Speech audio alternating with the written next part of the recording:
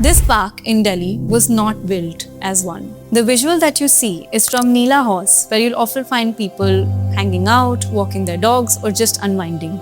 But the public space was actually built as a mechanism to manage water.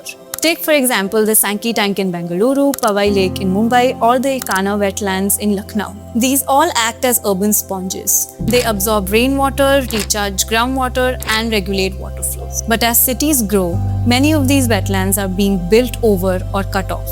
Take for instance Bengaluru. 40% of the wetlands in the last few decades have disappeared, and the consequences are already visible. When these systems are lost in cities, the rainwater has nowhere to go. It runs off hard surfaces, overwhelms drainage systems, and induces urban floods. And later, this same city has to face water shortages because the water never entered the ground in the first place. And even the wetlands that remain are polluted by untreated sewage or runoff, which means they can't do their job. Some Indian cities are trying to fix this. For instance, the Bengaluru Water Supply and Sewerage Board have revived 14 dried up lakes using treated used water from sewage treatment plants.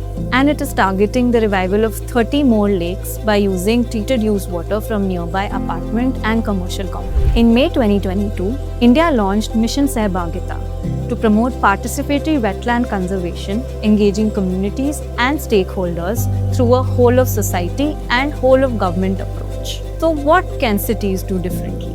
Instead of treating wetlands as leftover spaces, treat them as critical water infrastructure, using them as a part of how cities manage rainwater. Treat drainage, lakes, and water supply as an integrated system. Make sure drainage networks work with the natural water flow, not against it. And finally, adopt a circular approach to water management by using treated used water for the restoration and revival of wetlands.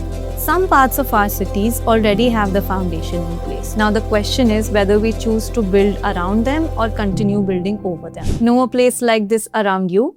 Tell us more.